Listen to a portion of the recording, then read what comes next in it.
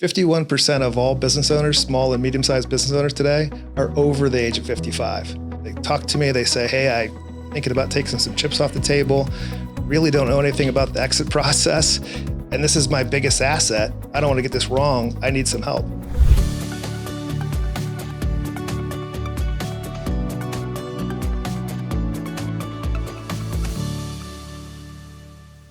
Welcome back to the CBIA BizCast powered by Google. I'm Amanda Marlowe. Today we are joined by Thomas Watson, the founder and managing partner of the Thomas Watson Group.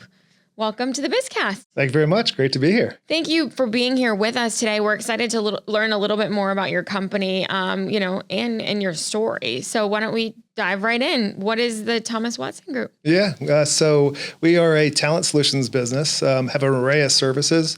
That includes executive search, executive coaching, and really recruiting at all levels, all the way down even temp and contract staffing. We also have assessments, behavioral assessments, to help with pre-hire, identifying the right person, and also post-hire developing talent. And then we also have consulting services, which I think we're going to spend some time talking about today. And so tell me a little bit how you have a, long background. Tell us a little bit about your background and how you got to, creating this business. Yeah, sure. So I started out with Cigna. David Cordani, who runs Cigna, actually hired me way back in the 90s. And at some point I got into private equity and started running private equity businesses. After I sold the first business successfully, I decided to set up a consulting business. Had a goal of running a company, my own company at some point, not somebody else's, but set up the consulting business to help with due diligence and try to find, things and concerns for private equity firms that were buying businesses. It also gave me a chance to figure out, do I want to personally get in and run that next company? So it was kind of, getting a little taste to see, helping both aspects of your... Actually, exactly right. For me, it was a chance to figure out, peek behind the curtains and see, is this something I want to get involved with? Does it have good potential? And also just help them out in terms of evaluating it and figuring out, is this a business they should actually buy? Mm-hmm. And so keep walking us through. So that happened for how long? So I did that back in about 2013. So about 10 years ago. And so I found a company, got into the next private equity backed business and ran that. And at some point after one of the transactions, I said, I'm going to spend all my time with my own business. So I stepped away, expanded the consulting business into all the services we just talked about. Yeah. And in private equity, you learn quite a bit kind of from that top model of what's happening. Yeah, 100%. It's, I often refer to it as when those guys go through a due diligence process, it's a lot like a proctology exam. I mean, they go really deep. It's really, excruciating. They figure out every little, issue a company might have and also the good things, but it's a pretty thorough process. How do you think that attention to detail and that thorough process has helped you now in this? Yeah. So, everything I sort of do is got to be detailed, trying to select candidates, figure out, are they really going to fit with the culture of some company? Do they have the drive to keep up in certain environments? All those things, sort of all work together, which is why I have the array of services I do, because they all are super complementary.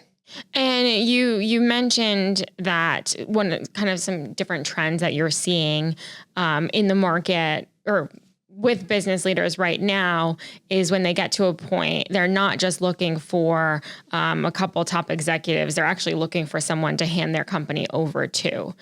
Can you talk a little bit about that? Yeah, absolutely. So I'll actually even give you a story. So, I had, when I was running companies, I was always trying to figure out how to optimize the sales, the growth engine, right? So at some point I brought in a guy from a sales training company, actually at the very first company.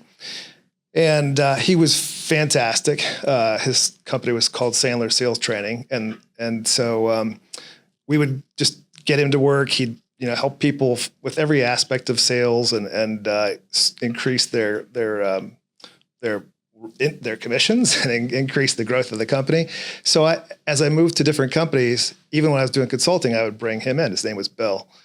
And so at one point, about 2 or 3 years ago, he called me and said, "Hey, I've got a founder he wants to take some chips off the table. He wants to, sell part of the business. Probably is going to still stay involved, but he doesn't know anything about that." And his name was Dave, and he ran a sales training company. Dave, by the way, is a former Connecticut guy that sales training companies in Baltimore. So I said, "Okay, sure, happy to help out." And so I got in there and we optimized how the company worked.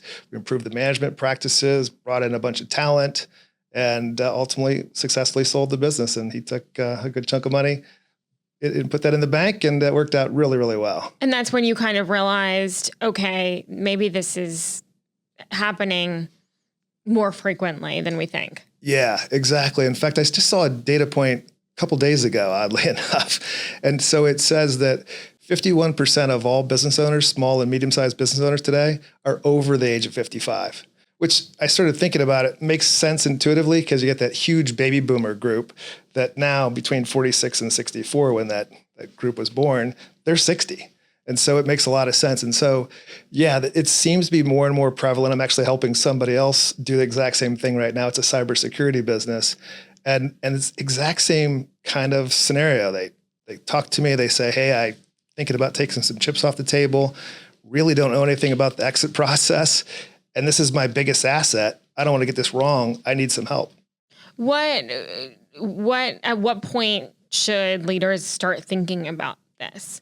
Yeah, so I would say, it would be ideal a couple years out. If it's shorter than that, you can still get it done. But there's often a lot of work to be done to position the business for sale, and to pull together all the materials you need. Great to improve your track record so you have a nice trend line. So there's a lot to it. So I'd say somewhere around a couple years, ideally. And then that's essentially right now the businesses that you have worked with in this. Is that where you've been, or it's been a much tighter crunch? Actually, both of them have been a little tighter. But the idea is to kind of get that, business leaders are dealing with so many things, and maybe at that point they don't really think that it's, going to happen so soon. And then something happens and they're, continue to be burdened and say, "You know what, I think I'm ready." But it's really just starting that conversation earlier, even if you decide, well, I'm not ready yet, but you have things kind of in place. Yeah, that's right. So one of the things that's been interesting is I've been out there and been talking to different people, and people have been sort of inbound calls to me. 3 that I can think off the top of my head of the wealth management companies in the state have all said the exact same thing to me. They have a founder, they come into the office, or an owner, they come into the office and they say, "Hey, I want to get a wealth plan put together. I'm thinking about my retirement and how to structure all that." So at some point during the conversation, the CFP, the Certified Financial Planner, some certification like that, says, "Okay, well, tell me a little bit about where you work." And then eventually they say that they own their own business. And they say, "Well, how big is this business?" And eventually they realize that's your biggest asset. Like, we can talk about your 401k and other investments, but you got to have a plan for that. Do you have a plan for that? How are you going to transition? If you want to step away and retire, you got to have a plan.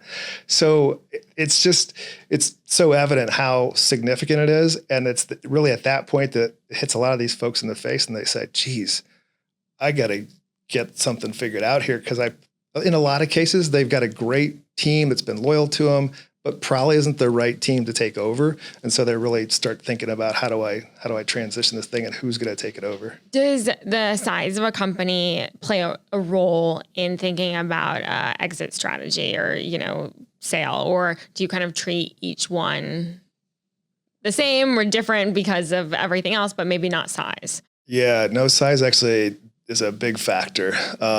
If a company just sort of logically is going to buy the business or even a part of the business, and it's a few $1,000,000, it's way different than if they're spending several $100 million, or even one of the transactions I was involved in was $6 billion. And so in those kind of cases, the level of scrutiny that you go through is just proportionally bigger. So you really got to plan for that, when you're going to exit.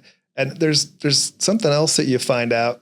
And a lot of these things you don't find out till you've sort of gone through it or gotten pretty deep, but sometimes things don't work out. sometimes you go through the process and the buyers that seem like they were going to be there fall away for one reason or another. And so now you've had what's called a failed process. And it's a lot like putting a house on the market and not selling the house and then trying to sell the house, a few months later. It's really difficult. So if you're going to go through the process, you want to make sure you're really set up well for it, that it's going to go, as good as possible.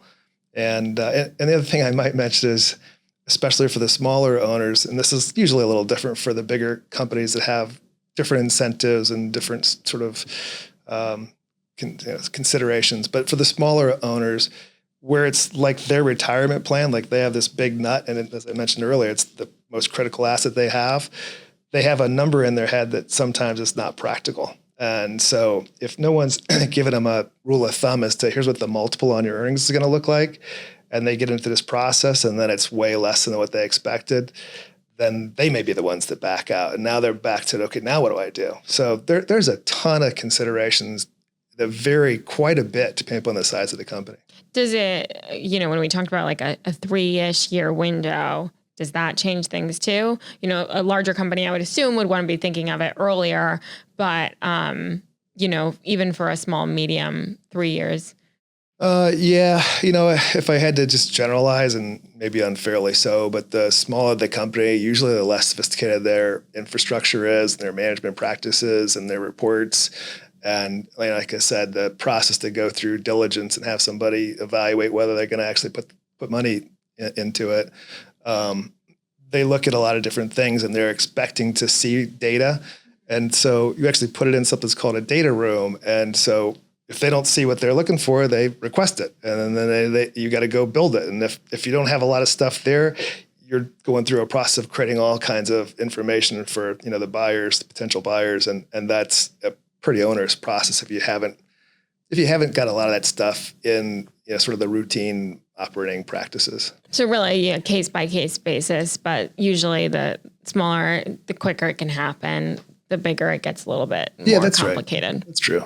And I know we kind of started with this, but it also does lead back to finding those people for your team. And obviously these executive leadership positions are so much about, executing the role, but it's really about being the right person for the culture. Can you talk a little bit about some of the things that you're seeing and finding? Yeah, 100%. So that is exactly right. So that they'll often start looking for somebody. Sometimes they don't quite find the right person. They haven't really screened them well enough. They've settled too early. But if they do find somebody that's, seems good and actually is effective and knows how to execute, one of the challenges that I also get called on, this is sort of plays to the coaching side, is they'll talk to me and say, hey, I've got somebody, I really like them. They know how to execute. They're very, intelligent, very capable, but they got a little bit of a rough edge to them. And so culturally, it's not working so well with the staff. And so we have a couple of assessments. I mentioned earlier, we've got a pre-hire and a post-hire. The post-hire is Hogan, and that's one of the best ones I've found out there. And that really allows you to go through an assessment. You take your own sort of time to go through the assessment, and it spits back a report, and the report effectively says, here's what your strengths are, and here's some things to sort of watch out for. And what I found the most interesting about that was what it does is it says certain strengths, if overused, can become a weakness. So, one of the guys who's part of that teaching class said, it's sort of like a firefighter who's, maybe going a little too far with it is an arsenic. So you do have interesting example, but it's probably pretty true, right? Correct. Yeah. So that is one of the things that we get called to help on. And that's something that can be taught. It's a difficult one, but yes, it can be. And, of course it depends on how excessive that situation is, but yeah, absolutely. What are some of the other key things, in terms of searching for people for these key positions? Yeah. So, it's a really remote world now. And so that's not a bad solution. It can be great depending upon how big your business is and whether you have satellite offices and that kind of thing. How has the remote world changed things?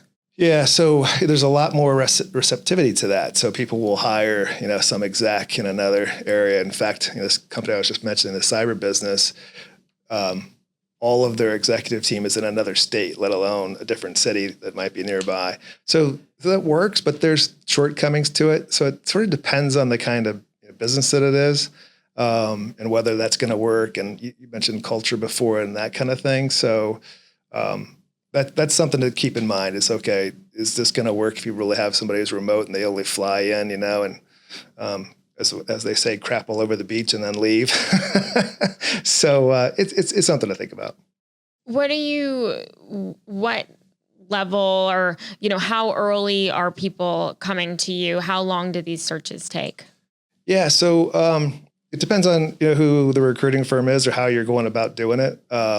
I'd say, for us, it's probably about 60 days, maybe a little less, maybe a little more, depending upon, the sort of the nature of the beast, but somewhere in that zone.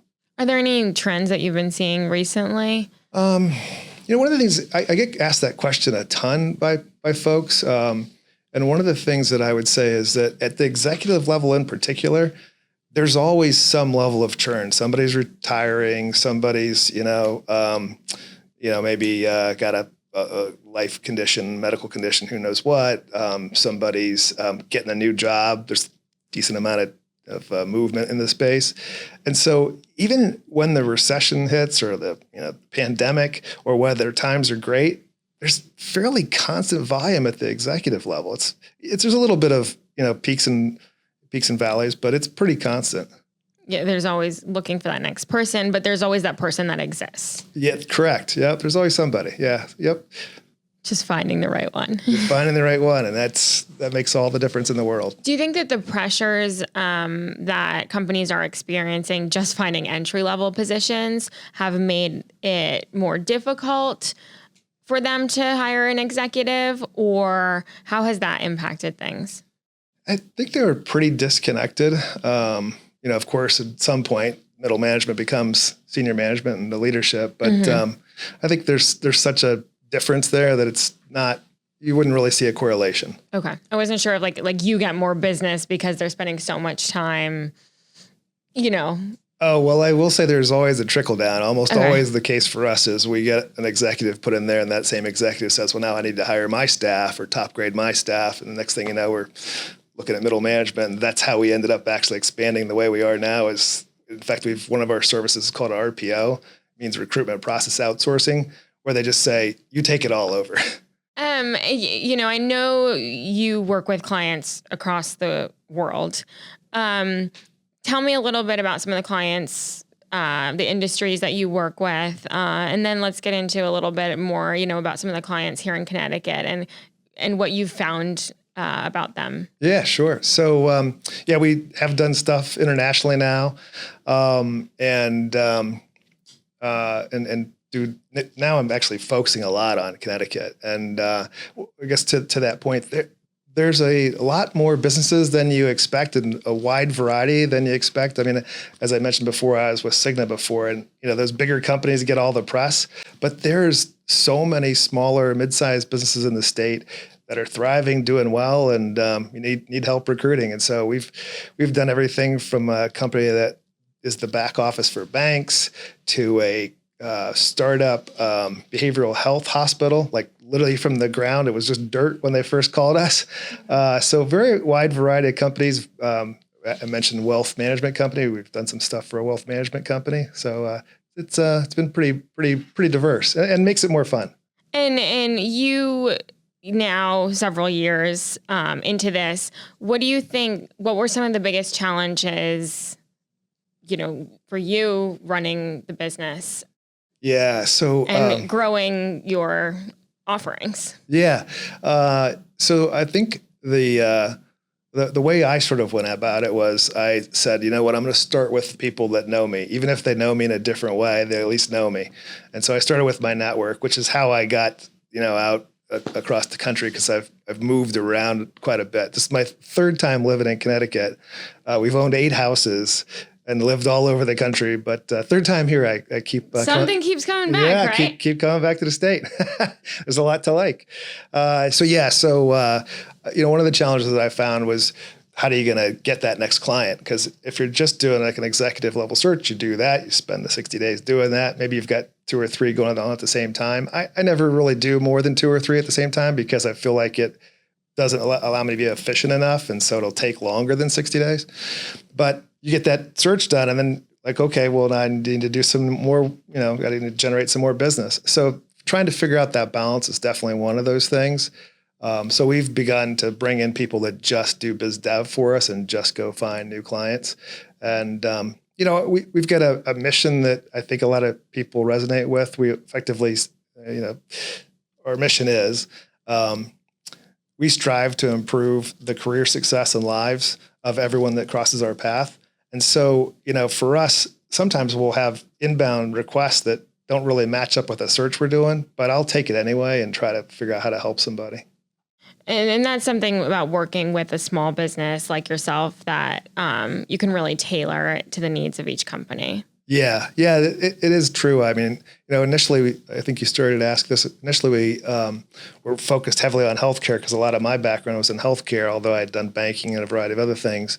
And as we got out there and started talking to people, somebody who would either move from one industry to another, or just somebody who heard about us would reach out and say, hey, I know this isn't maybe your sweet spot, but it sounds like you really know how to evaluate people. It sounds, it depends upon what the service is, but could you help us out? And so, if there's a place where I feel like we can't, I usually have some relationship in the state, and I'll say, hey, just talk to this person, that they're going to be more effective at helping you. But if we think we can do a good job, we'll take it on.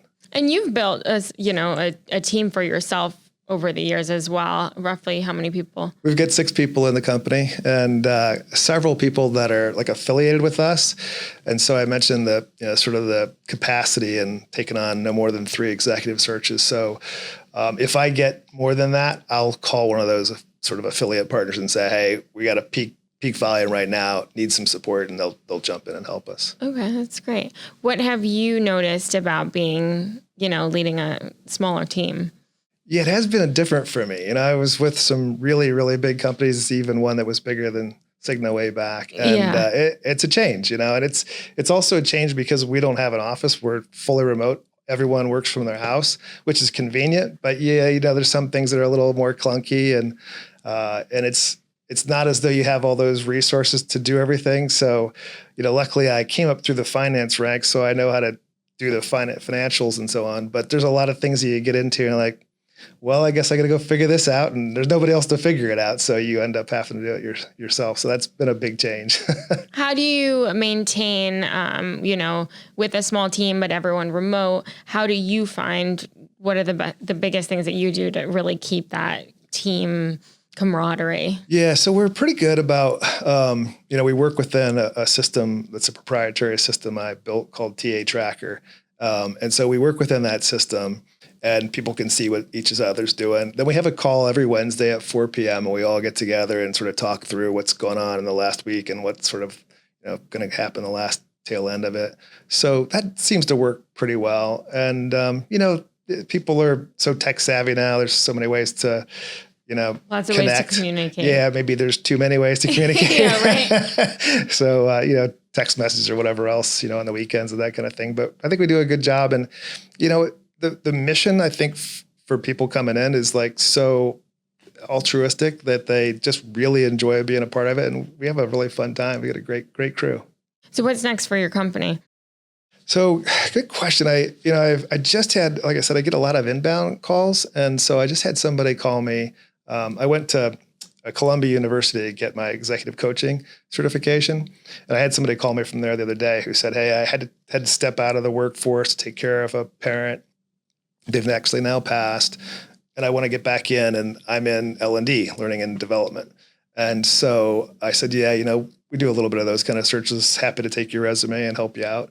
But as we were talking, I sort of opportunistically said, so would you ever think about, jumping into a firm like ours and helping out? Because we do that sort of talent solution ecosphere. We do have a decent amount of requests for things that go a little beyond just, coaching and that kind of thing. So we've sort of thought about that.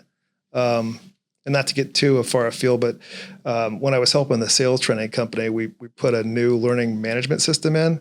And so there's some things that are, sort of match up pretty well. Somebody's trying to figure out who to hire. They're trying to figure out how to onboard them, figuring out how to have a learning management system where they could train them pretty efficiently, is sort of a natural next step. So who knows? That could be where we go next. Yeah. At the moment, we get a lot of stuff going on. So yeah, certainly sounds like it.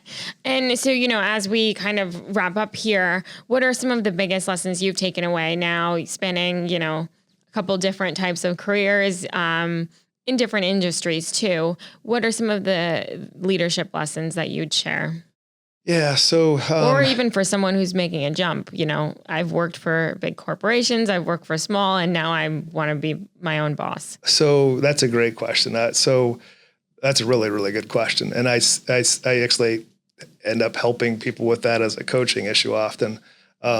Sometimes people, look at something and it's that grass is greener, and they jump and they haven't really thought about what they were going to get in and how it's going to feel.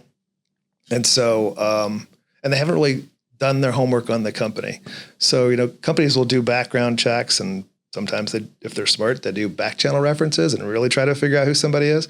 But a lot of times employees go to the next job and they haven't really done their own homework. And so they'll get in there and realize that, wow, the opportunity that I thought was here is not really here.